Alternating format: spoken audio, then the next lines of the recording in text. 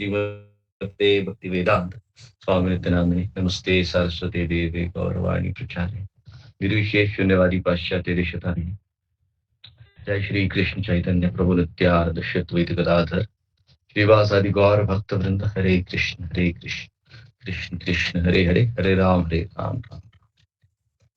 कितने लोग हैं यहाँ पर मीटिंग में? 13 लोग। 21। हाँ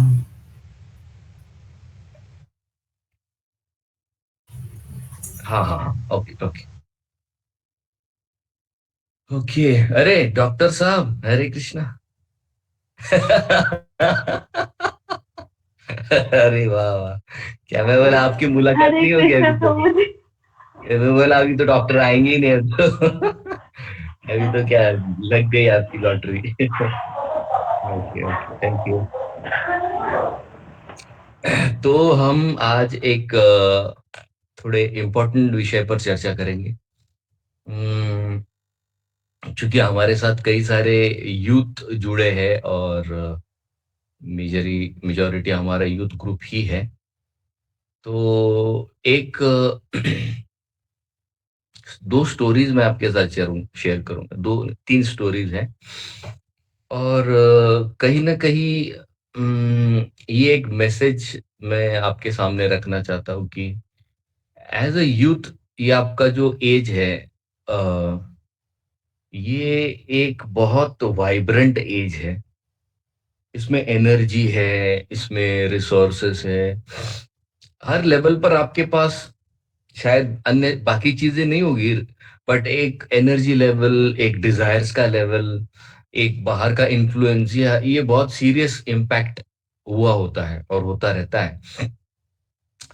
तो ये एज को अगर आप ठीक से हैंडल नहीं करोगे तो बेटर चांसेस है कि आप सब बह जाओगे उसमें। ये आपको याद रखना होगा, क्योंकि बाहर का जो इन्फ्लुएंस है वो सीरियसली स्ट्रांग है। जैसे आज सुबह हम लोग पूतना की कथा ले रहे थे।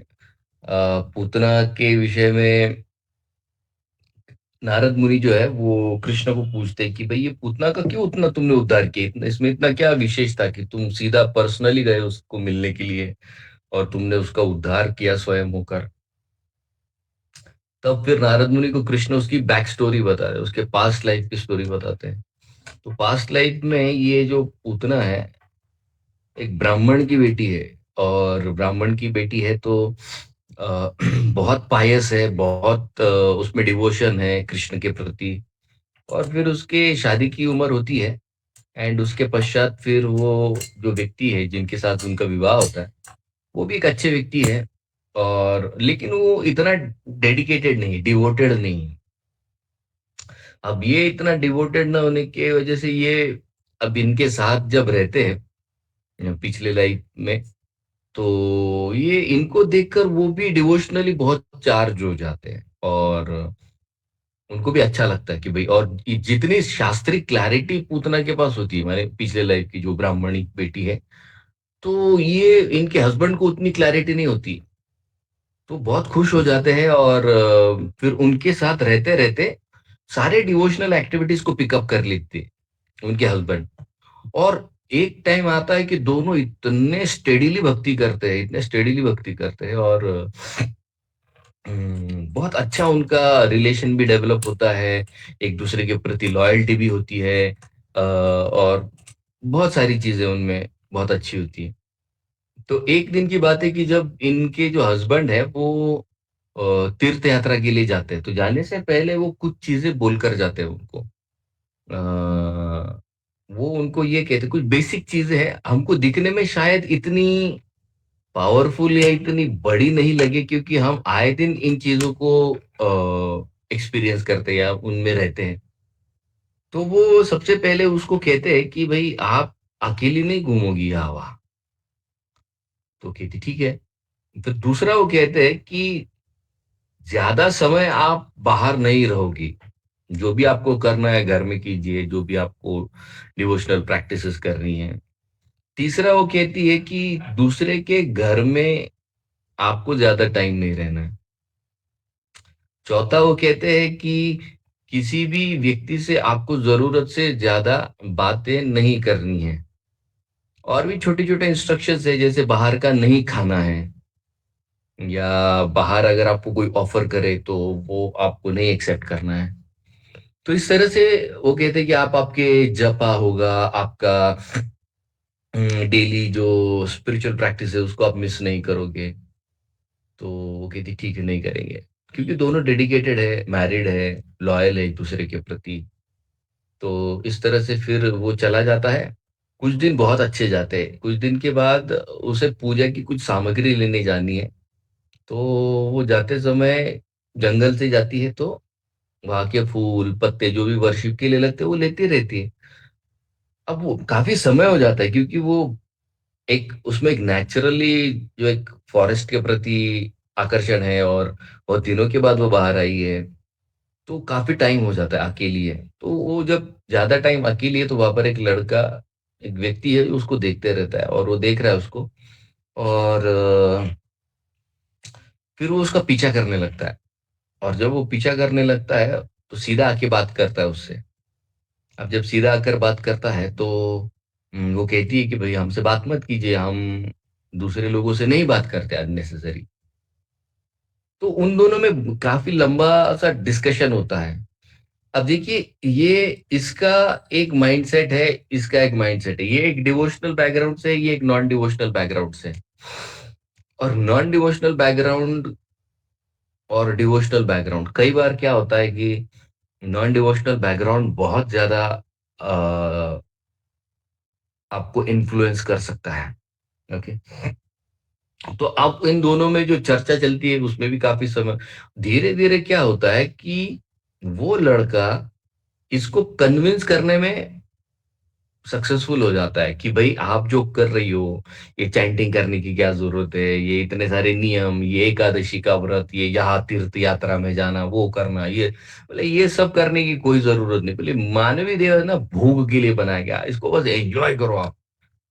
तो सोचिए, जो लड़की इतनी डिवोशनली चार्ज्ड है, जिसकी डिवोशन से अफेक्ट होकर उसके पति ने डिवोशनल सर्विस को इतना सीरियसली लिया है, तो वो वाकई में सब कुछ छोड़ देती है वहां पर, एवरीथिंग। उसका धीरे धीरे करके नाम छूट जाता है, उसका डीटी वर्शिप छूट जाता है, उसका जो जो डिवोशनल प्रैक्टिस है वो यू यू समाप्त हो जाता है। And over period of time they वो दोनों रिलेशन में इंडल्ज हो जाते हैं, सारे नियमों को तोड़ देते हैं।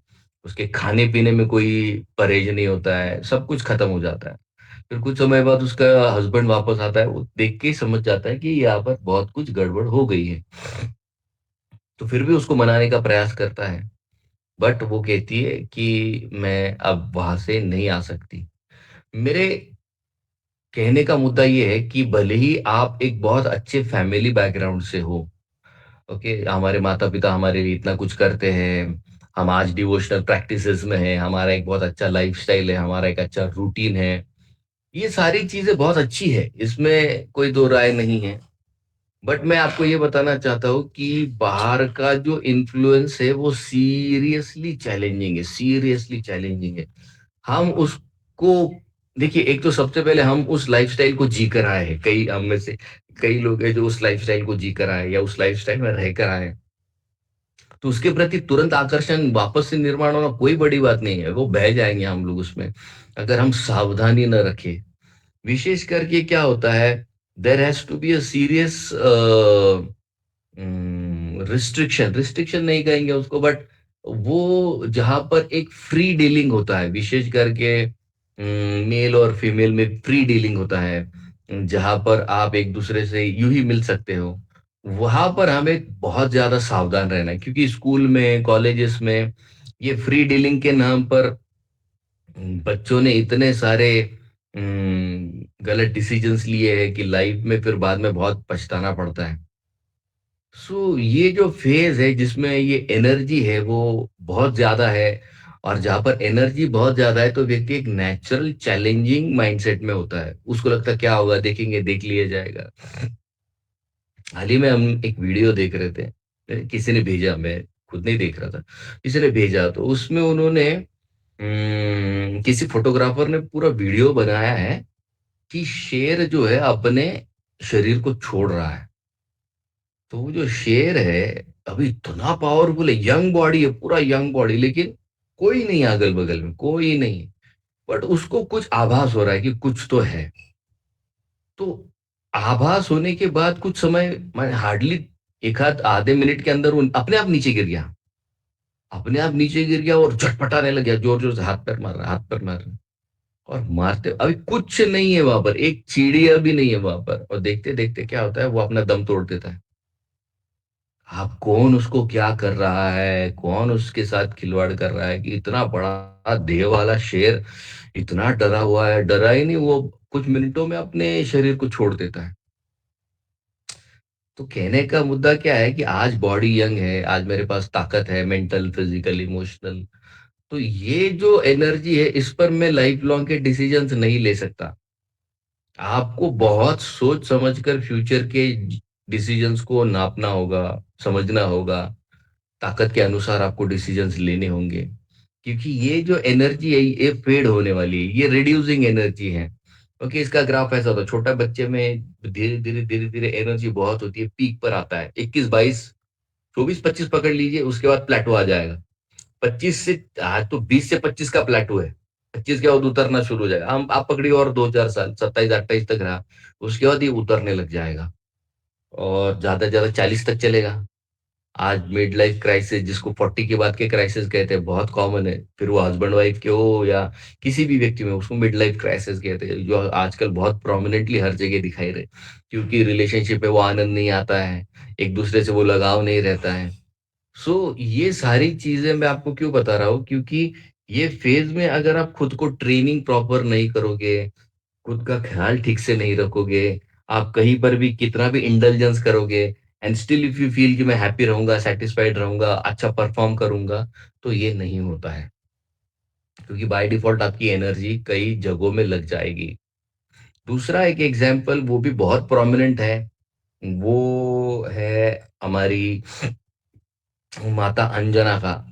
अंजना जो हनुमान जी की माँ रही है, तो हनुमान जी की माँ अंजना और उनके पति केसरी, इनका विवाह हो जाता है, और विवाह होने के कई साल बाद इनको बच्चा नहीं होता है। तो बहुत नाराज हो जाते हैं, मायूस हो जाते हैं कि पुत्र नहीं हो रहा है, पुत्री नहीं हो रही है, क्या करे क्या करे। तो फिर उनको कोई बताता है कि, फिर रामायण में स्टोरी आती है, फिर वहां पर बताया जाता है कि कैसे इसके पास्ट लाइफ से इसका कनेक्शन है। तो फिर वहां पर दिखाया गया है कि ये जो अंजना है, उनके पास्ट लाइफ में दिखाया गया है। अब ये वहां पर जो है बृहस्पति की, अभी इसको पुत्री नहीं कहेंगे, लेकिन बृहस्पति की सबसे फेवरेट स्टूडेंट है। आप माने ये स्वर्ग लोक की बात कर रहे हैं, आप सोचिए, बृहस्पति के सबसे फेवरेट स्टूडेंट है। तो जब इसका जन्म होता है, तो जन्म के समय वहां पर बृहस्पति होते हैं, तो बृहस्पति जब इसके जन्म को देखते हैं, उसके नक्षत्रों को देखते हैं, वो कहते हैं बाप रे इतनी पावरफुल है लड़की। तो वो उस लड़की को उसके माता पिता से अडॉप्ट कर लेते, बोले इसको मैं ट्रेन करूंगा, आप ये बच्ची को मुझे दे दीजिए। बोले इसके इतनी पावरफुल है ये, इसको मैं अच्छे से ट्रेन करूंगा तो समाज के लिए बहुत कुछ करेगी ये लड़की। तो माता पिता खुशी खुशी दे देते कि भाई देवताओं के गुरु है बृहस्पति, तो उनकी बोले ठीक है आप हमारी बेटी को ट्रेन कीजिए। तो वो बृहस्पति के आश्रम में बड़ी होती है ये लड़की। उसका जो बचपन है बहुत सुंदर है, ट्रेनिंग है, इतना सुंदर उनका आश्रम है, इतने सारे लोग, मंत्र उच्चारण, पाठ पठन, सुबह सुबह उठना, सारी सेवाएं करना, लाइफ इज वेरी ब्यूटीफुल। होता क्या है आगे चलकर, जब अंजना उम्र में आने लगती है, माने उसकी उम्र करीब 16 साल की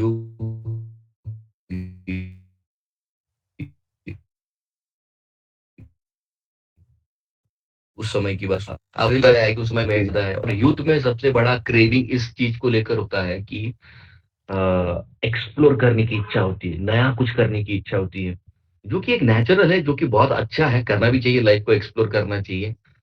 एक रिलेशन में आने की इच्छा होती है, एक, क्योंकि सभी लोग आ रहे हैं तो मैं भी ट्राई करूंगी, क्योंकि उत्साह नेचुरल होता है। बट आप यहाँ पर ये भूल जाते हो कि अगर आपका उस समय सपोर्ट सिस्टम ठीक नहीं है, आपका हैंड होल्डिंग करने वाले आपके पेरेंट्स, आपके जो भी मेंटर्स है, आपके जो भी दोस्त अच्छे दोस्त हैं, वो अगर सही नहीं है या उनका सपोर्ट नहीं है, तो इट इज़ बाय डिफ़ॉल्ट कि आप कुछ बहुत मेजर चोट खा कर आओगे। आओगे ही आओगे। तो अब ये लड़की युवा हो रही है, तो उसको जब वो युवा होती है, तो उसको बंधन लगने लगता है, क्या रोज का वही करना है। उसको लगता है बाहर जाती हूँ, एक्सप्लोर करती हूँ, लाइफ में क्या हो रहा है, लोग कितने मजे में हैं, मैं भी एंजॉय करना चाहती हूँ। ये क्या है, मुझे यहाँ पर घर में बांध कर रखा है, मुझे भी देखना है बाहर क्या हो रहा है। लेकिन अभी गुरुजी की आज्ञा है कि भाई ये टाइम पर आपको यहाँ पर रहना ही है। तो एक दिन क्या करती है, गुरुजी थोड़े समय के लिए बाहर जाते हैं। तो वो क्या करती है, शाम का समय होता है, तो वो आश्रम से भाग जाती है माने चली जाती है, ये देख ये सोचकर कि देख कर वापस आऊंगी, एक्सप्लोर करके वापस आऊंगी। और पुंजिका स्थल उसका नाम है। पास्ट लाइफ में पुंजिका स्थल, ये बृहस्पति जी की डिसाइपल रही। और वो जाती है, और जब वो वहां जाती है, तो अब उसको फॉर्चुनेट कहिए, उसको अनफॉर्चुनेट कहिए, वो वहां पर जो शाम के समय जो सारे देवता है, वो उनकी जो वाइफ्स होती है उनके साथ स्नान करने के लिए आते हैं वहां पर, और वहां पर जल क्रीड़ा चल रही है। अब ये लड़की ने उस चीज का लाइफ में फर्स्ट टाइम अनुभव लिया, first time she is seeing a male and female together. So वो इस उसके माइंड को इतना सीरियस हिट करता है, क्योंकि बॉडी तैयार है, इमोशंस बडिंग है। सो वो उसको इतना, उसके माइंड को टेक ओवर कर लेता है कि वो खुद को नहीं हैंडल कर पाती वहां पर। और लेकिन उसको एक जगह यहाँ पर पुलिंग हो रहा है, एक जगह यहाँ पर पुलिंग हो रहा है, यहाँ पर टेम्पटेशन सीरियस हो रहा है कि भाई मुझे भी एंजॉय करना है। और दूसरा पुलिंग ये है कि भाई गुरुजी वहां पर वेट कर रहे हैं, क्योंकि वापस बुलाया है मुझे। सम हाउ अपने आंखों को, अपने मन को वहां से खींचती खींचती वो अपने गुरु के आश्रम में पहुंचती है। लेकिन होता क्या है, उससे पहले उसके गुरुजी पहुंच जाते हैं, और जब गुरुजी वहां पर पहुंच जाते हैं, तो वो देखकर ही उसके हाल को ही देख के समझ जाता है, हालांकि उसने गलत काम कुछ नहीं किया अभी तक। लेकिन उसकी जो कंडीशन है, क्योंकि देखिए बॉडी जब रिस्पॉन्ड करता है ना,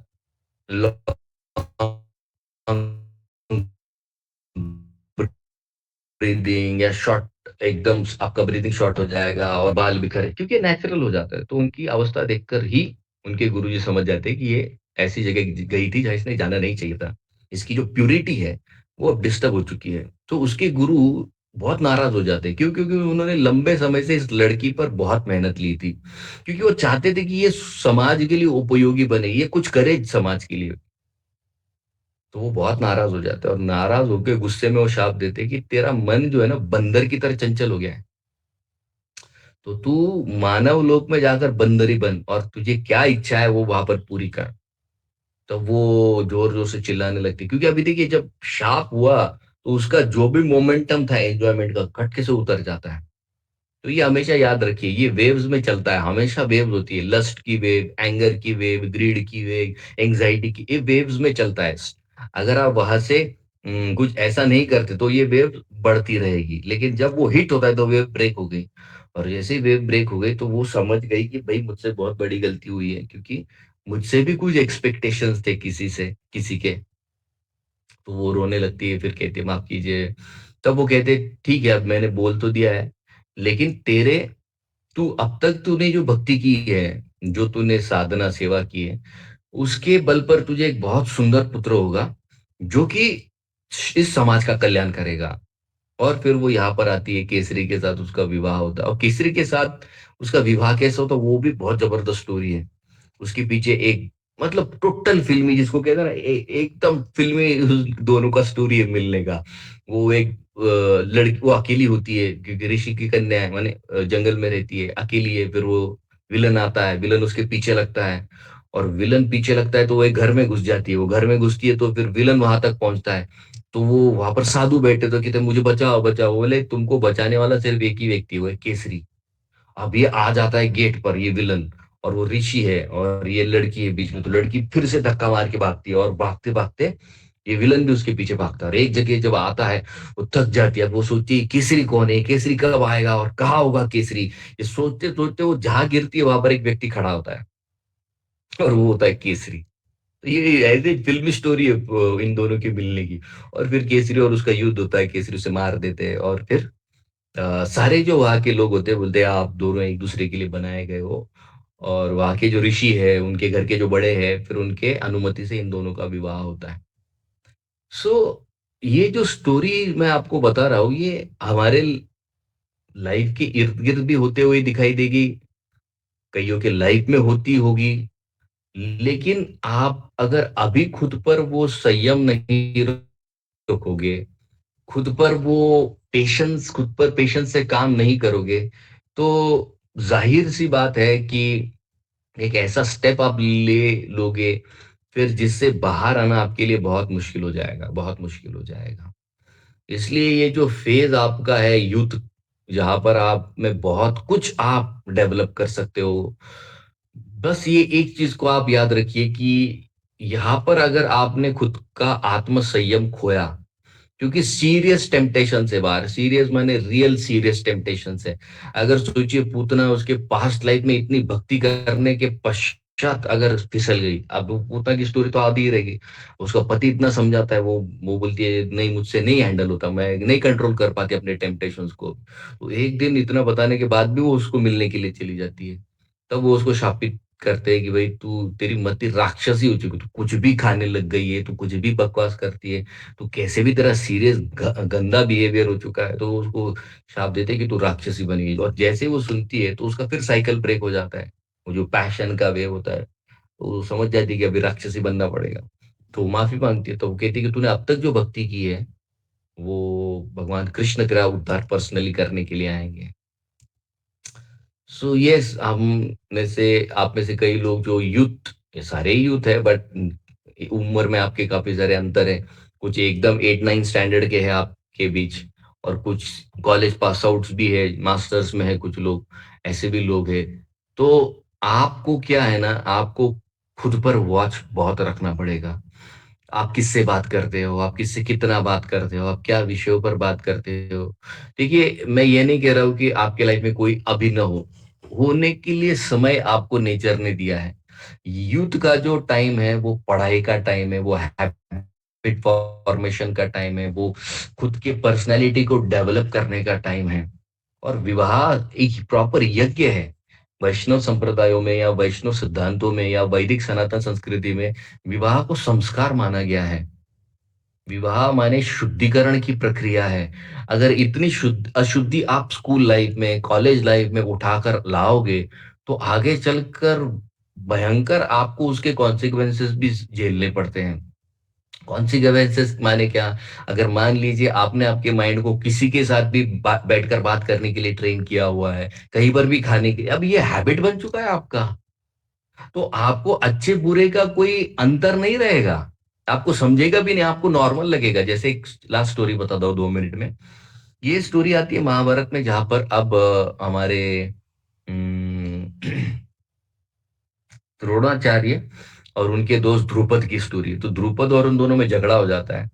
तो द्रोणाचार्य क्या करते हैं, उनके डिसाइपल्स को भेजते हैं कि बोले इसको पकड़ कर लाओ गुरु दक्षिणा के रूप में। ठीक है, पकड़ कर लाए, पकड़ के लाते हैं। तो उसको बहुत बुरा लगता है कि राजा था मैं, मुझे हरा दिया। तो फिर वो कहता है कि इसका बदला मैं लूंगा। किससे? द्रोणाचार्य से। हालांकि द्रोणाचार्य तो ब्राह्मण है, लेकिन अभी राजा बन गया ना, उसका आधा राज्य ले लिया इन्होंने। तो वो कहता है कि अब मैं ऐसा बेटा जन्म दूंगा जो इसको मारेगा, द्रोणाचार्य को। तो यज्ञ करने के लिए जाते हैं, माने अपनी भाषा में सुपारी इसको मार दो। तो वो कहता है मेरे को यज्ञ करवाना है, बड़े बड़े साधुओं के पास जाता है। बोले क्यों यज्ञ करना है? बोले बेटा चाहिए। बोले क्यों बेटा चाहिए? बोले ऐसा ऐसा व्यक्ति, उसको मारना है। कोई तैयार नहीं होता है, कोई साधु तैयार नहीं होता, कोई बड़े बड़े ऋषि तैयार नहीं होते। तो फिर एक ऋषि होते हैं, याज करके। कहता है, बोले देख वैसे मैं काम नहीं करता किसी को मारने का, मेरी शक्ति इसके लिए नहीं इस्तेमाल करता मैं। तो फिर वो याज को कहता खुद तो उपाय बोलो। तो बोलते ठीक है, मेरे भाई के पास जा, उसका उपयाज नाम है, छोटा है मुझसे, लेकिन वो कर देगा तेरा काम। तो बोले आप नहीं करता, आपका भाई कहाँ से करेगा? तो वो एक बहुत इंपॉर्टेंट बात बता दे, थोड़ा हियर वाइसली, बहुत बहुत इंपॉर्टेंट इसमें मुद्दा छुपा हुआ है, जो मैं आपके साथ अभी ये लास्ट पॉइंट कन्वे कर रहा हूँ। तो उपयाज के बारे में याज, उसका बड़ा भाई, एक बात शेयर करता है द्रुपद राजा को। तो ध्रुपद जो पूछती है कि अरे आप नहीं करो, आपका भाई कैसे करेगा, वो तो आपकी जितने स्टैंडर्ड वाला होगा।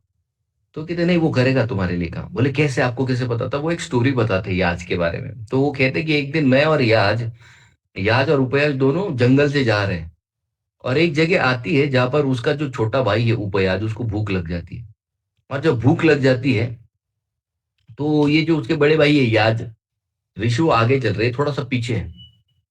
तो अब पीछे मुड़कर देखते तो ये दिख नहीं रहा है, तो थोड़ा पीछे आकर देखते तो वो एक जगह फल गिरे हुए हैं, एक बगीचा है फलों का, वहां पर फल गिरे हुए हैं।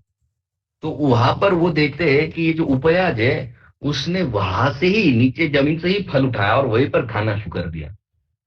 अब दिखने में ये स्टोरी बहुत ऑर्डिनरी लगती है। तो वो ध्रुपद पूछते तो इसमें क्या गलत किया? तब याद उसको कहते हैं कि इसने इसकी बुद्धि को समझिए, इसकी मानसिकता को समझिए।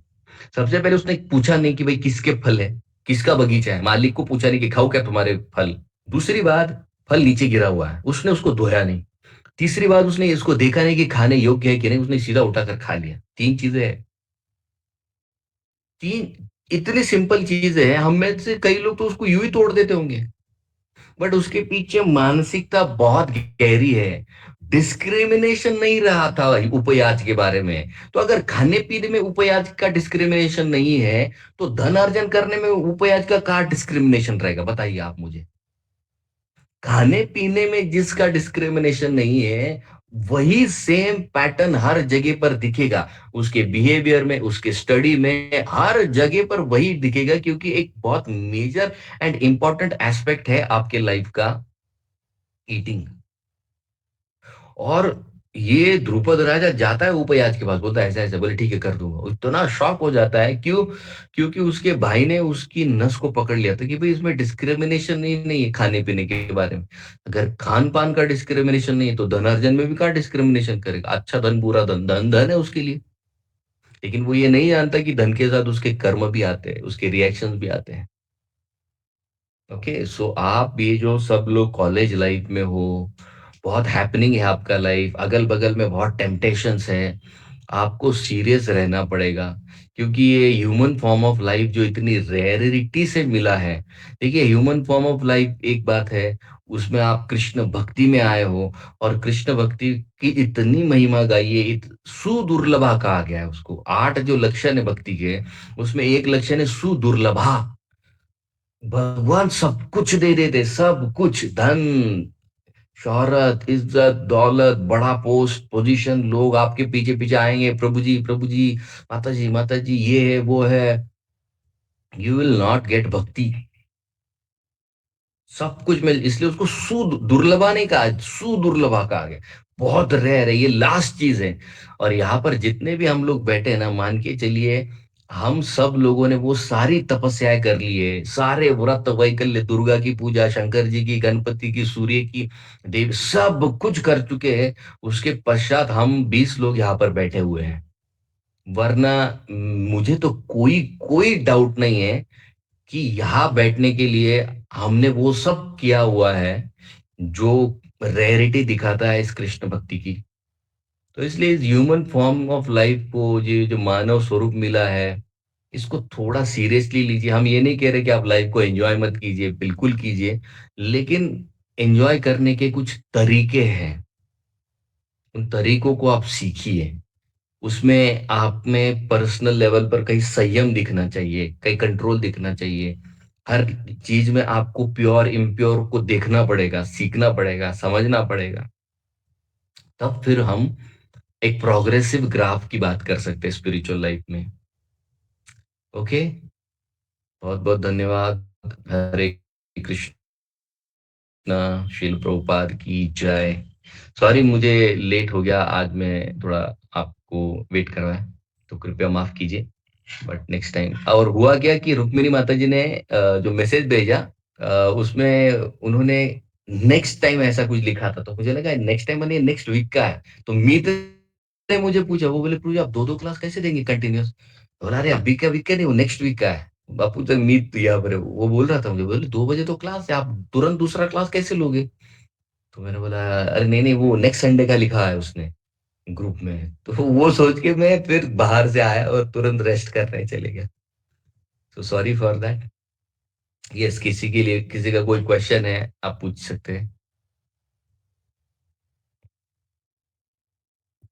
होप सो आप सभी लोग खुश हैं, आपके स्पिरिचुअल प्रैक्टिसेस ठीक चल रहे हैं। कई बार भी आपको कुछ लगता है तो please feel free, feel connected. और हम जिस बात पर है वेरीफाइड है, टाइम टेस्टेड है, शास्त्रों का पूरा पूरा हमें सपोर्ट है कि हम जो भी कुछ कर रहे हैं, whatever we are doing is absolutely time proven.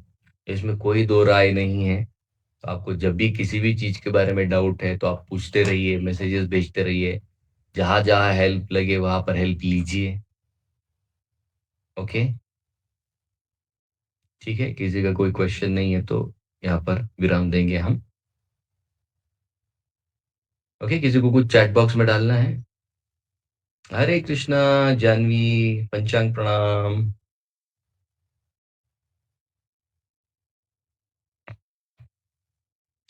कौन कौन है? खुशी है। प्रभु जी, और कौन? प्रभु जी, ये ये क्या आप बोला हमसे बोला। खुश है? ऐसा क्यों पूछ रहे आप? बिल्कुल खुश है। आप जब तक ग्रेड्स अच्छे ला रहे हो, आप मम्मी पापा का सुन रहे हो, हम बिल्कुल खुश है। और जब कर रहे हो रोज, निश्चित रूप से खुश है। आपके साथ खुशी है तो आप खुश होंगे ना। यस, और किसी हाँ बराबर है। खुशी है हमारे साथ। और खुशी ने क्या स्वागत किया, बाप रे, उसके घर पर गए थे, ऐसे फूलों से पूरा घर सजाया था, ऐसे घर पे पूरा फूलों का रास्ता बनाया। फिर हम घर के अंदर गए तो हम नीचे बैठते, वो पंखा चालू गया, वो पंखे में इतने फूल भरे हुए थे, इतने फूल भरे हुए थे। जैसे ही घर में गए तो पूरी फूलों की बारिश हो गई घर में। बाप रे, मैं और शुभम हम दोनों थे वहां पर। बहुत अच्छा लगा उनके घर पे। थैंक यू प्रभु जी, आपने आपका वैल्यूएबल टाइम हमके साथ बिताया। हरे कृष्णा, थैंक यू। क्या? Yes Urvi, any question? हाथ हैंड रेज है। नो प्रभु जी, इसलिए पूछा था क्योंकि शुभम प्रभु जी ने बताया अगर गुरु जी खुश होंगे तो ही कृष्णा हमसे खुश होंगे। अरे बाप रे। हाँ, वो भी एक सिद्धांत है, वो एक प्रिंसिपल है। क्योंकि कृष्ण आपके लाइफ में गुरु के माध्यम से आते हैं, एक मेंटर के माध्यम से आते हैं। तो कृष्ण जज करते हैं उसके अनुसार। अगर आप गुरु को रिस्पेक्ट करते होंगे, पेरेंट्स को रिस्पेक्ट करते होंगे, तो कृष्ण ये समझ कर चलते हैं कि मैं अगर सामने आऊंगा तो ये मुझे भी रिस्पेक्ट करेगा। So that is how Krishna understands your mind by your behaviour, your dealings with parents, with your mentors. Okay, yes. और किसी का कोई क्वेश्चन आज के सत्र को लेकर? ठीक है। हरे कृष्णा प्रभु, दंडवत प्रणाम। ओह यस, हरे कृष्णा, बोलिए बोलिए। जी प्रभु जी, जब हम चैंटिंग करते हैं तो तब हमारा भाव क्या होना चाहिए? मतलब कभी कभी बहुत थॉट्स आते हैं तो चैंटिंग करते वक्त थॉट क्या चलना चाहिए दिमाग में? देखिए, अब हमारा जर्नी जो है, from other thoughts to Krishna thoughts, ये हमारा जर्नी है। ओके, जैसे जैसे आप इस जर्नी में आगे बढ़ोगे, जैसे जैसे आप जिम्मेदारी लोगे, प्रीचिंग में होगी, प्रोग्राम्स में होंगी, या पर्सनल लाइफ से रिलेटेड होंगे, तो वैसे वैसे आपके थॉट्स बदलते जाएंगे। ओके, जैसे मान लीजिए अब हम यात्रा निकाल रहे, तो यात्रा का मैनेजमेंट होता है।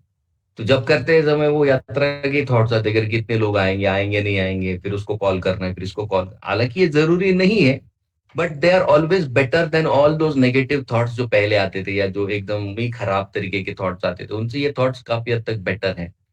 सो जैसे जैसे लाइफ में हम आगे बढ़ रहे हैं, रिस्पॉन्सिबिलिटीज ले रहे हैं, तो थॉट्स बदल रहे हैं। और एक समय ऐसा आता है जब आपकी सेवा से खुश होते हैं भगवान, तो आपको वो चैंटिंग का टेस्ट देते हैं।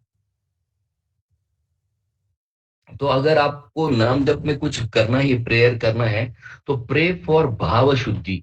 भगवान को आप रिक्वेस्ट कीजिए कि भाई हमारा जो भाव है वो शुद्ध हो, और उस शुद्ध भाव से फिर हम आपके लिए जप करें।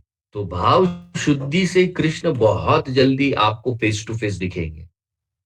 सो भाव शुद्धि ये हमारे लिए बहुत इंपॉर्टेंट एस्पेक्ट हो जाता है चैंटिंग के माध्यम से। ओके। लाइक कभी कभी जब चैंटिंग करते वक्त थॉट्स आते हैं तो फिर वापस से मतलब रिवर्स होता है, रिवर्स करती हूँ कि मतलब कृष्णा जी के चरण ध्यान करके फिर चैंटिंग करती हूँ, या फिर उनको मैंने हाँ हाँ, अरविंद प्रभु से अलाउड भी है। पूछा था तो वो बोले कि जब हम नाम लेते हैं तो नाम पे फोकस करें, नाम को सुनिए। देखो भक्ति विनोद ठाकुर दो चीजें लिखते हैं इसमें। एक तो आप जो एस्टेब्लिश डीटीज है इस्कॉन में, तो इस्कॉन की जितनी सारी डीटीज है वो प्रभुपाद और उनके वरिष्ठ शिष्यों ने उसको प्रस्तापित किया है। तो अगर मन भाग रहा है या वह, तो भक्ति विनोद ठाकुर कहते हैं आप एक तो महामंत्र को सामने रखिए और भगवान का कोई जो भी आपको आपके इष्ट रहे होंगे या आपके इष्ट जिनको आप इष्ट मानते हो, इष्ट माने जिनको आप अपना मानते हो, जिनकी आप पूजा करना चाहते हो, वर्शिप करना चाहते हो, तो उनका फोटो आप रख सकते हो। वो आचार्यों की विग्रह मानकर आप उनको जब सामने रखते हैं, उनसे प्रार्थना करते हैं, तो नाम जप में आपको तुरंत बल देते, तुरंत। सो वो फोटो आप रख सकते हो। ओके, थैंक यू प्रभु जी। ओके, हरे कृष्ण। ठीक है रुपेश, ओम, काही प्रश्न? प्रभू हरे कृष्णा. हरे कृष्ण, येस. आता काय झालं होतं, मम्मी ना खूप इव्हेंट्स मध्ये गेली ना, तर तिकडे काही माताजींनी ट्राय केलं मम्मीला मॅन्युप्युलेट करायचं की इस्कॉन असं आहे तसं आहे, ते तिकडे तुमच्या मुलाला ठेवून घेतील, परत पाठवणार नाही, असं तसं. तर मी काय करू? मम्मी मला म्हणते नको जाऊ इस्कॉनला. हा, मी आता या गुरुवारी येणार आहे ना मम्मी की नाही? यस, येणार आहे. हा, मी बोलेल तिच्याशी, काही काळजी. ठीक आहे प्रभू, हरे कृष्णा. हा, तू फक्त रिझल्टवर फोकस कर. यस प्रभू. तुझा रिझल्ट तुझ्यासाठी सगळं, बाकी काय आपल्याला कोणाला सांगत बसायची गरज नाही. किती लोकांना कन्व्हिन्स करणार ना? बरोबर आहे. अनुभव तू घेतलाय की त्यांनी घेतलाय इस्कॉनचा? इथे अनुभव बोलतो ना. ठीक आहे, Hare Krishna. Yes Janhavi, yes yes, बोला. हरे कृष्णा प्रभूजी. येस प्रभूजी. धनेश प्रभूजी बोलतोय प्रभूजी. हा, येस येस. अरे बापरे, तू पणच का? बोला बोला. प्रभूजी, माझा एक प्रश्न होता की भक्तीमध्ये जास्त आनंद आहे की ध्यान करण्यात जास्त आनंद आहे? ओके, त्याच्यासाठी तुला गीतेचा 9वा अध्याय वाचावा लागेल.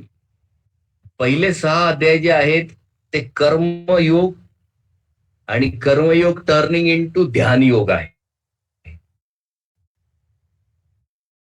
ओके, हे पहिले 6 चॅप्टर्स आहेत. दुसरे 6 आहेत भक्ती, आणि तिसरे जे शेवटचे 6 चॅप्टर आहेत ते ज्ञान, असं डिव्हिजन आहे. आता ध्यान जरी करायचं कोणी म्हटलं, तर ध्यान करायला नेहमी लक्षात ठेव की त्याला ऑब्जेक्टच लागतो. बिना ऑब्जेक्टचं माइंड लवकर सेटल होणार नाही, होतच नाही, किंवा झालं तरी तर ते खूप स्टेडी नाही राहणार, त्याला कुठे ना कुठे चॅलेंजेस येणार. आणि त्याचं उदाहरण आहे विश्वामित्र ऋषी. विश्वामित्र ऋषींनी 60,000 वर्ष तपस्या केली, ध्यान केला, पण त्यांच्याकडे एक प्रॉपर ऑब्जेक्ट नसल्यामुळे काय झालं, जशी मेनका आली, पहिले तर मेनका, मग रंभा, आणि त्याच्यानंतर मग आपला अजून एक व्यक्ती ज्याच्यासाठी ते यज्ञ करतात, त्याला स्वर्गात पाठवण्यासाठी, त्रिशंकू, हे 3 लोक येतात, आणि तिघांच्या वेळेला ते टेम्प्ट होऊन पथभ्रष्ट होतात. तिघाही वेळेला त्यांची पूर्ण शक्ती लॉस होते. पहिल्या वेळेला तर ते रंभाच्या सोबत असतात आणि त्यांना मुलगी होते. दुसऱ्या वेळेला ते येतात, ती जी येते तिच्यावर इतके चिडतात की तिला दगड करतात, तिथे त्यांची तपस्या भंग होते. तिसऱ्या वेळेला त्रिशंकूसाठी यज्ञ करतात, पण ते यज्ञ इतकं फ्लॉप होतो की तिथे ते फेल होतात. तर ध्यान हा जो विषय आहे, ध्यानला ऑब्जेक्ट लागतो म्हणजे लागतो. जर तुमच्याकडे ध्यानाला ऑब्जेक्ट नसेल तर तुमचं मेडिटेशन लॉंग टर्म चालत नाही. ओके, टेम्पटेशन येणार, डायव्हर्जन होणार, डिस्ट्रॅक्शन होणार. आता मग बेस्ट ऑब्जेक्ट कुठलं आहे ध्यानासाठी? तर ते पण गीतेत भगवंताने सांगितलंय, ध्यानावस्थित तद्गतेन मनसा पश्यन्ति यम योगिनः. तर भगवंत म्हणतात की माझ्यापेक्षा बेस्ट ध्यान करण्यासारखं दुसरं काही नाही. मग तुम्ही म्हणणार हे कशावरनं ठरवलं की मी भगवंतावरच ध्यान करायला पाहिजे? सिंपल आहे. समजा एखादा व्यक्ती गृहीत धरूयात, एखादा व्यक्ती आहे. तुम्ही हे कधी म्हणू शकतात की आता हा व्यक्ती त्याच्या मार्गावरनं प्रतभ्रष्ट नाही होणार? सिंपल आहे. समजा एखादा कॉलेजचा मुलगा आहे. तो एका मुलीप्रती लॉयल कधी राहील हे कधी म्हणाल तुम्ही? जेव्हा तो एखादी अशी मुलगी बघेल किंवा एखादा असा मुलगा बघेल ज्याच्याबरोबर राहिल्याने त्याच्यात खूप क्वालिटीज आहे आणि तो त्याची किंवा तिची प्रत्येक इच्छा पूर्ण करू शकतो. तो दिसायला इतका सुंदर आहे की त्याच्याकडे बघितल्यावर मला दुसरं काही बघायची इच्छा होत नाही. त्याच्याबद्दल इतकं बोलू शकते की मी त्याच्याबद्दल दिवस रात्र बोलू शकतो. इतक्या क्वालिटीज आहेत. मग अशी कोण व्यक्ती आहे जिच्याकडे ह्या सगळ्या गोष्टी आहे? मग तिथे शास्त्र म्हणतं आकर्षती इति कृष्ण. जो सगळ्यांच्या मनाला कर्षण करून ओढून आणतो, कुठूनही ओढून आणतो, त्या व्यक्तीचं नाव आहे कृष्ण. आणि ह्या कृष्णाच्या सौंदर्यावर जर कोणी ध्यान केलं तर मग त्याचं मन कधी कधी कधीच दुसरीकडे जाणार नाही, याची शाश्वती शास्त्र देतात. मग त्याच्यात तुम्ही जर हा प्रसंग घेतला, जसं आपण रासलीला होतो, तर रासलीला का केली? रासलीला काही भगवंताला करायची होती म्हणून नाही केली, त्याला कारण दिलं गेलंय. तर रासलीलेचं कारण काय आहे की ह्या सृष्टीमध्ये सगळ्यात पॉवरफुल जर कोणी असेल तर तो काम भावना आहे. म्हणजे स्त्री पुरुषातलं जे आकर्षण आहे ते प्रचंड प्रचंड मानलं गेले. ते इतकं प्रचंड आहे की ब्रह्माजी त्याला बळी पडले. ते इतकं प्रचंड आहे की मोहिनी मूर्तीच्या रूपात भगवान शंकर तिच्यावर मोहित झाले. मग कामदेवाच्या मनात हा गर्व असतो की बाबा या संसारात मला सोडून कोणी मोठं नाही. मग त्यावेळेला नारद मुनी जेव्हा भगवंताला सांगतात की याच्या मनात तुमच्याविषयी पण काही आदर नाही, कारण याला वाटतं की मी सगळ्यात मोठा आहे. मग भगवंत म्हणतात की मी माझ्या पूर्ण शक्तीनिशी रास करेल. सगळ्या सुंदर सुंदर युवती असतील, युवा युवती असतील आणि तिथे याने मला परास्त करून दाखवावं, मी मानेल याला. पण होतं काय की हा जो कामदेव ज्याने इतक्या मोठ्या मोठ्या लोकांना परास्त केलेले, जेव्हा तो कृष्णाचं एक दर्शन घेतो, तो झाडावरनं सरळ खाली पडतो आणि बेशुद्ध, ठार बेशुद्ध होतो तो. कारण त्याला कळतच नाही की ही सुंदरता कुठली आहे, कशी आहे. तो जेव्हा राधाराणीला आणि कृष्णाला बघतो, तर तो तिथल्या तिथे हार स्वीकार करतो की बाबा यांच्या पुढे ध्यान करण्यायोग्य, बघण्यायोग्य काही म्हणजे काहीच नाही. राधाराणीच्या सुंदरतेबद्दल जेव्हा रुक्मिणी ऐकते की राधाराणी इतकी सुंदर आहे, हा एक प्रसंग पुराणांमध्ये येतो, तर तिला खूप इच्छा असते की राधाराणी कोण आहे. मग तिला कळतं की जसं आपण आता एक एकदा हे सगळे व्रजवासी आणि द्वारकावासी पौर्णिमा का अमावस्या असते त्या दिवशी एका ठिकाणी भेटतात आणि तिथे रुक्मिणीला कळतं की राधाराणी पण आली. मग ती बघायला जाते. मग ती सगळ्यात तिचा तंबू सोडून एकटी जाते जिथे या राधाराणीचा तंबू असतो.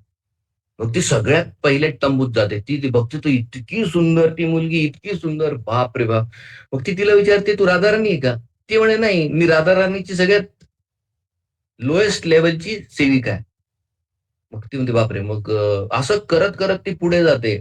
मग ललिता, विशाखा, इंदुलेखा, चंपकलता, तुंगविद्या, सुदेवी, रंगदेवी असं करत करत ती ललिता विशाखाच्या तंबूपर्यंत. ती ललिता देवीला जेव्हा बघते ती म्हणते बाप रे, ही कोण आहे म्हणे, इतकी सुंदर. ते म्हणे मी राधा नाही, राधा तिकडे. आणि जेव्हा रुक्मिणी राधा राणीला बघते ती तर बेशुद्धच पडते खाली.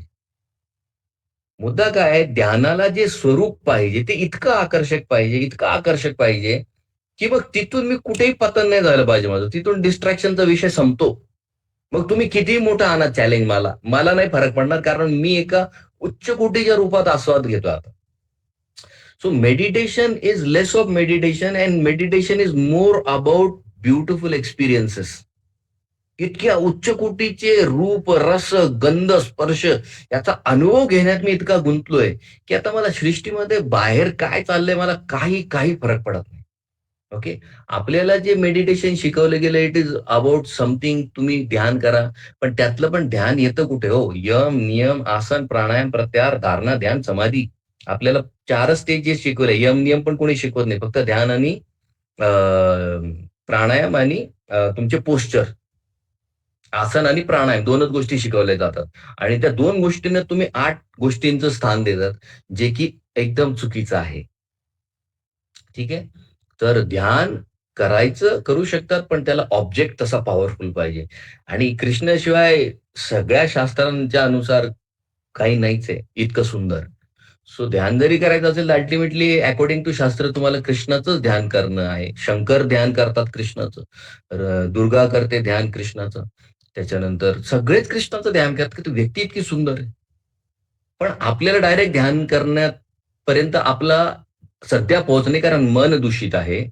आणि मन दूषित असेल तर चंचलता जास्त राहते. तिथून बाहेर येऊन जर तुम्हाला काही करायचं असेल तर चॅन्टिंग हा सगळ्यात सोपा उपाय आहे. मग तुम्ही नामावर ध्यान करा, नाम मनाला शुद्ध करेल. एकदा मन शुद्ध झाले की कृष्णाचं स्वरूप तुमच्या मनात आपोआप प्रकट होईल. Okay. Yes Janhavi. Yes Janhavi आहे. जान्हवी आहे की गेली?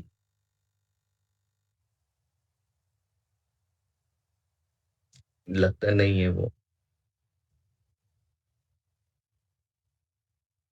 येस, अजून कोणाला काही प्रश्न?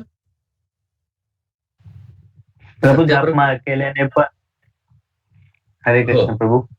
हो हो प्रभू जापमाळ करताना पण मन जर स्टेबल नाही राहत, म्हणजे तुमचं म्हणणं आहे की जसं जापमाळ केल्याने मन स्टेबल होत असतं.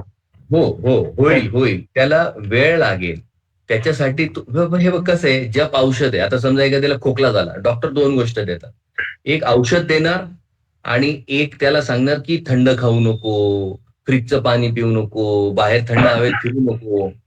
बरोबर? त्याच प्रकारे जप तर आपण रोज करतोय, पण जपाला पोषक गोष्टी तुम्ही देतायत का? औषध तर रोज घेतायत, पण तू रोज थंड दही खातो, तू रोज पेप्सी कोला प्यायला जातो. मग तुझी सर्दी खोकला जाणार कसं? तर मग त्याच्यासोबत तुझे जे पंचज्ञानेंद्रिय आहे, त्या पंचज्ञानेंद्रियांच्या माध्यमातून तुला कुठेतरी प्युअर आयटम्स आत टाकणं गरजेचं. सुंदर रूप, सुंदर गंध, सुंदर भोजन, प्रसाद, सुंदर स्पर्श. ओके. पंचज्ञानेंद्रियांना Yes. नाही बाळा, तुझा आवाज येत नाहीये जान्हवी.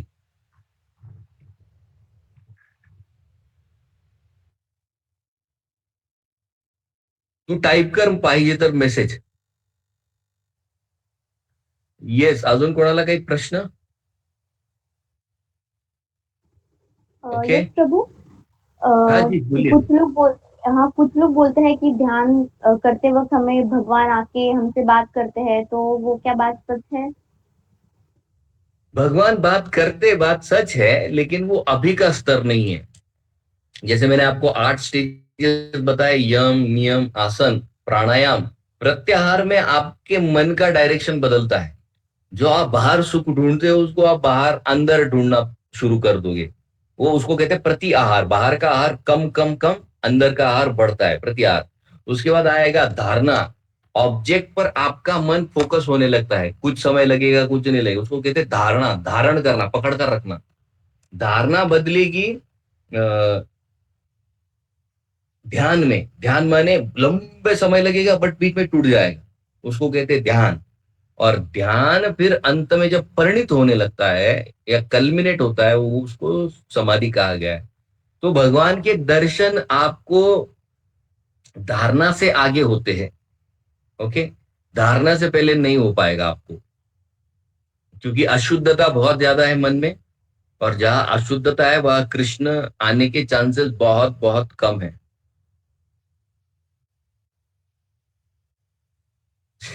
जान्हवी का क्वेश्चन है कि लोग कहते हैं कि इस्कॉनला जाऊ नको. वो नेचुरल है, वो समाओ इस्कॉन का ब्रांड ही ऐसा रहा है कि, बट ठीक है, आपको तो अनुभव है इस्कॉन का. अनुभव की बात बोलनी चाहिए कि आप आइए, आप चेक कीजिए. ओके, असं का? त्याला कारण असं आहे बाळा, की आपल्या संस्थेच्या विषयी लोकांच्या मनात 2 चुकीच्या धारणा प्रॉमिनंटली आहेत. सगळ्यात पहिले म्हणजे इस्कॉन इथून पैसे बाहेर पाठवतं, आणि दुसरी धारणा आहे की मुलांना ब्रह्मचारी बनवतात आणि मुलींना इतकं भक्तीत लावतात की मग त्या लग्न करायला नाही म्हणतात. ओके, समूह काही घटना आपल्या संस्थेत आधी घडलेल्या आहेत, वी डोंट डिनाय दॅट. पण आता तसं काही नाहीये. आता आपल्याकडे मेंटर्स आहेत, काउन्सिलर्स आहेत, त्यांच्या परमिशनने सगळं करणं असतं. त्यांना विचारून आपण आपल्या लाईफचे डिसिजन घेत असतो. सो आत्ता तसं नाहीये. पण समहाऊ मागचा जो टॅगलाईन किंवा मागचे जे काही लोकांचे अनुभव त्यांच्या अनुसार तसे आहेत. तर ते माउथ पब्लिसिटी असेल किंवा त्याला चुकीचे व्हिडिओज करून लोकांपर्यंत पोहोचवणं, याच्या माध्यमातनं ते खूप जास्त लोकांपर्यंत तो एक इस्कॉन बद्दलचा व्ह्यू झालेला आहे. त्यामुळे लोकं तसं बोलतात. ठीक आहे. पण आत्ता तशी स्थिती नाहीये. हो, हो. आम्हाला माहिती आहे आणि आम्ही दर आठवड्याला तुझी वाट बघत असतो, तू येशील म्हणून. त्या दिवशी तर आम्ही तुला भेटायला पण येणार होतो, पण समोर तुमच्याकडे गेस्ट होते, म्हणून मग आम्ही काही तुझ्याकडे आलो नाही. मग आम्ही खुशी आणि त्यांच्यासाठी तुला पण चॉकलेट पाठवणार होतो, पण ते आमच्याकडनं राहिलं. नेक्स्ट वीकला जेव्हा येऊ, तर तुझं चॉकलेट पेंडिंग आहे आमच्याकडे. ओके.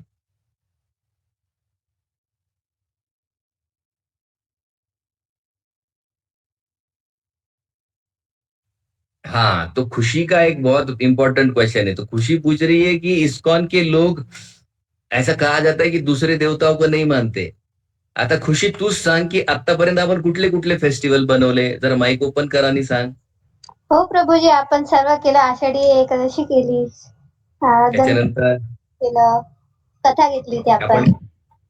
हा आपण गणपती बाप्पांचं सेलिब्रेट केलं. त्या दिवशी अभिषेक केला तू गणपतींचा. हो केला होता. हा, मग आपण तुला कुठे जाणवलं का की आपण भेदभाव केला? नाही, मला नाही जाणवलं, पण इतर हा, लोक. मग तू लोकांना हे सांगायचं की तुम्ही एकदा आमच्या कार्यक्रमाला या आणि जर तुम्हाला कुठे जाणवलं की तर मग ठीक आहे, तुम्ही नका येऊ पुढच्या वेळेस पासून. कन्व्हिन्स कन्व्हिन्स करण्यासाठी तुला शास्त्रांचं प्रमाण घ्यावं लागेल की का नाही करत आपण. त्यांचं म्हणणं एक प्रकारे बरोबर आहे, कारण त्याच्या मागे कारणं तशी आहेत. जसं झाडाच्या मुळाला जर तू पाणी टाकलंस तर प्रत्येक पानाला पाणी द्यायची गरज असते का? नाही. तर देवी देवता भगवान कृष्ण रूपी झाडाचे पानं आहेत. तू कृष्णाला जर पाणी घातलं तर सगळ्या झाडांना, झाडाच्या पानांना आणि फळांना पाणी जाणार आहे तिथे, कारण तीच विधी दिली. That is the procedure. Similarly गीतेमध्ये जेव्हा आपण 7वा आणि 9वा अध्याय घेऊ तेव्हा तुला एकदम क्लॅरिटी येईल आणि 10वा अध्याय जेव्हा येईल तुला तर डॅम क्लिअर होईल की why we are following this protocol. 7वा, 9वा आणि 10वा अध्याय याच्यात इतकी क्लॅरिटी की वाय ओनली कृष्ण. त्याला कारण तसे, त्याला प्रमाण तसे आहेत. वी डोंट स्पीक भावनिक नाही. इस्कॉन मध्ये तुला एक गोष्ट दिसेल की आपण कुठेही बाबा मला असं वाटतं आणि आमचे पूर्वज नाही, इथे पूर्वजांचं काही घेणं देणं नाही. तुम्ही मला कोटेशन दाखवा, तुम्ही मला रेफरन्स दाखवा, तुम्ही मला बॅक स्टोरीज द्या आणि मग तुमचा सिद्धांत मांडा. आपली ती विशेषता आहे. Okay. So whatever we are doing is backed up by huge amount of evidences. आपण कुठेही हॅपाजार्ड आणि मन कल्पनिक असं काही करत नाही आपण. ओके. ते कालांतराने जेव्हा तू गीता स्टडी करशील तुझ्याही लक्षात येईल की तू जे करतेस ते किती व्हॅलिड आहे. ओके, थँक्यू प्रभूजी. हरे कृष्ण. येस, लास्ट कोणाचा एखादा प्रश्न? मला परत 4 वाजेला क्लास आहे.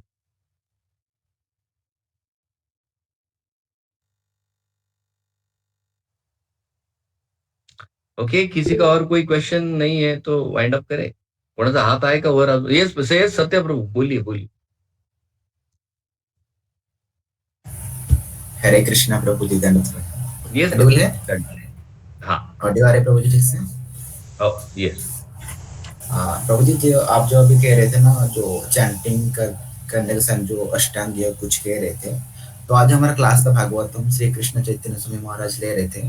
तो एक डिवोटी ने पूछा कि श्रील प्रभुपाद कह रहे थे कि जब चैंटिंग करते हम तो हमारा आंख जो होता है तो आधा खुला रखना चाहिए, खुला बंद करना चाहिए. तो महाराज ने कहा कि जब तुम आंख पूरा खुल के चैंटिंग करोगे तभी तुमको वही बेनिफिट मिलेगा. जब आधा बंद करके चैंटिंग करोगे तभी वही बेनिफिट मिलेगा. क्लोज करके करोगे तो वो भी मिलेगा. हमारा प्रिंसिपल ये है कि हमें चैंटिंग ठीक से करना है और हियरिंग ठीक से करना है, और वो आंख आधा बंद करना है वो डिटेल्स में है. जैसे भगवान अष्टांग योग के बारे में कुछ भगवत गीता में कहते हैं, तो वो डिटेल्स में अगर वो आप फॉलो कर रहे हो तो ठीक है, ना कर रहे हो तो भी चलेगा. लेकिन पहला प्रिंसिपल ये है कि हमें ठीक से हियरिंग करना है. ये महाराज कह रहे थे। बराबर बराबर। जी हमारा मेन अटेंशन हियरिंग पर होना चाहिए। हाँ आंख खुली आंख बंद से थोड़ी ना कृष्ण आने वाले हैं। हाँ हियरिंग। और कृष्ण शिला प्रभुपाद आएंगे जी वो गिरिराज चैंटिंग से महाराज जी आएंगे। भैया कह रहे थे कि आप हाँ आपको ऐसे चैंटिंग करना है ना, जो जैसे कि आपको खुद को फील होगा कि आप ठीक से मतलब सिंसियरली चैंटिंग कर रहे हो, ऐसे चैंटिंग करना है। हम्म। जी ओके, तो ये आपने पॉइंट किया क्या? हाँ जी प्रभु जी। Okay okay, yes, thank you. Yes, और कोई क्वेश्चन नहीं है तो करें, वेट स्टॉप करें यहाँ पर। श्वेता माता जी, आपका पार्टी पेंडिंग है? हाँ प्रभु जी, कैसे दे पार्टी? हम लोग मायापुर आ रहे हैं नेक्स्ट मंथ। नेक्स्ट मंथ आएंगे ओ हम रियली? मायापुर में, तो आपके यहाँ पर भी आएंगे। हाँ हाँ जरूर जरूर। ये तनुप्रिया माता जी किधर है? दिखाई नहीं दी। हरे कृष्णा प्रभु जी, विनोद प्रणाम।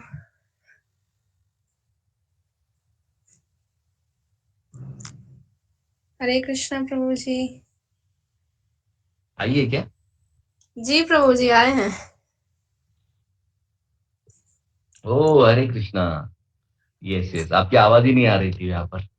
चलो जी प्रभु जी, ठीक है, कुछ आवाज। लगे तो मैसेज। अभी आ रही है, अभी आ रही है आपकी आवाज। यस, हरे कृष्ण। हाँ प्रभु जी, एक क्वेश्चन है प्रभु जी। श्री प्रभुपाद शिल भगवत प्रभुपाद, ये भग क्वेश्चन था कुछ? नहीं नहीं, हाँ प्रभु जी है, क्वेश्चन एक है। जी जी जी, बोलिए ना।